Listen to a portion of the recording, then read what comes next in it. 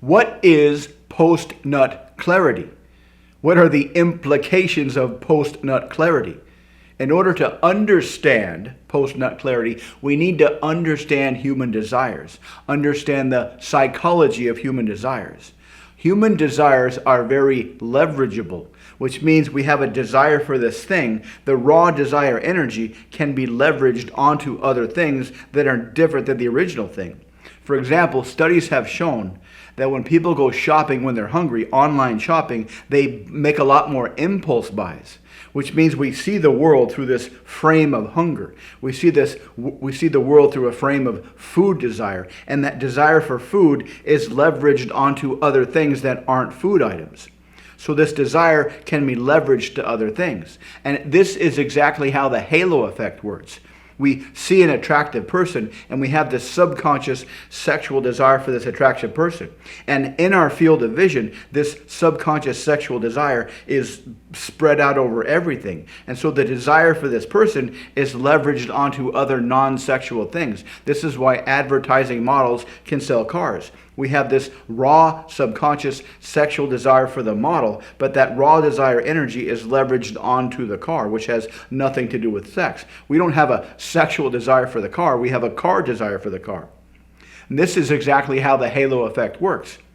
Because not only is our desire energy leveraged onto non-items that are non-sexual items in the field of vision, they're leveraged onto aspects of this person's personality that don't have anything to do with sex, like their intelligence, their sense of humor, their opinions, their ideas. Everything about this person, because of this raw sexual desire energy, is enhanced through this frame of view, this frame of reference. And they've validated this through experiments. They take sexually attractive people and they coach them to give really dumb answers on job interview questions. Then they take normal looking people and they coach them to give really good answers on job interview questions. And they send them out on job interviews. But the attractive people are offered jobs at a much higher rate than the normal people, even though they're giving objectively dumb answers.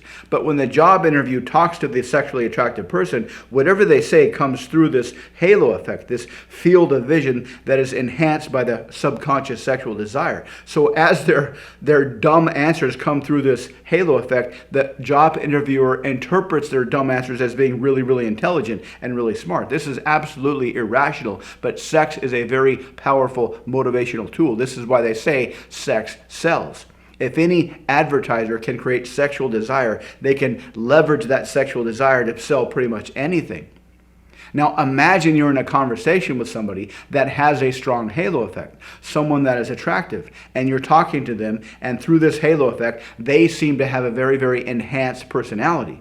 Their jokes seem to be much more funny. Their opinions seem much more insightful. They seem to be much more intelligent. Now imagine that during this conversation, you start to suspect that there's a real chance that you actually might have sex with this person.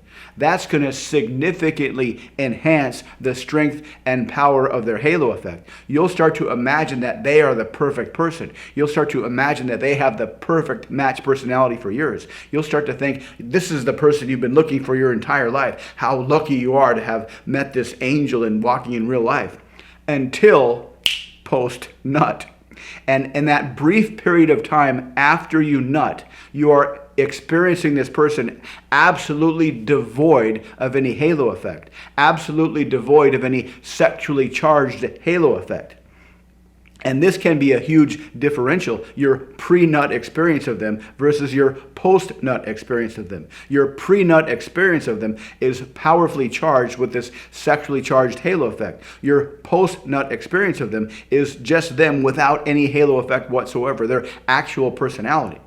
Now, this huge differential can be exacerbated by the Cialdini law of comparison and contrast, which basically says that we value something not on its own, but we value something based on what we're comparing it to. And because you're comparing their post-nut personality to their fantastic, super wonderful pre-nut personality, their post-nut personality may seem absolutely terrible by comparison. Now, another variable is how long you talk to them before you nut. If you've just met them and you've only met them for a couple of hours, you don't know really anything about their personality. Everything you think you know about their personality is something that you're imagining. And this imagination about their personality is significantly enhanced by the halo effect, the sexually charged halo effect. So you might get a huge differential.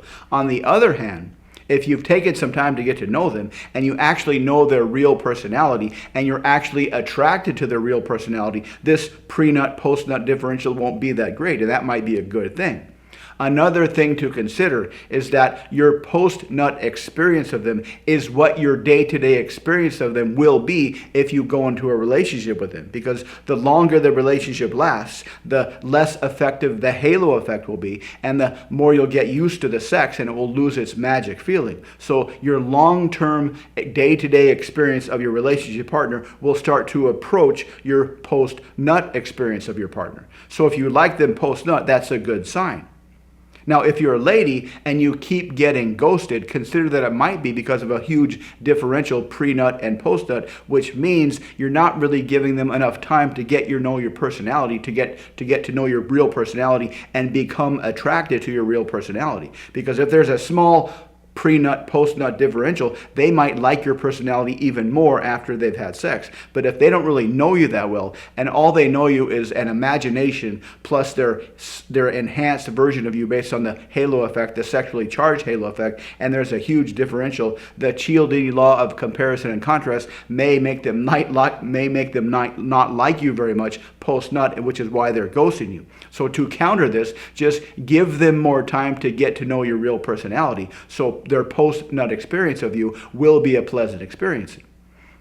So as you can see, understanding the post-nut mechanics will help you, is a useful tool to help you evaluate relationships. So let me know what you think in the comments.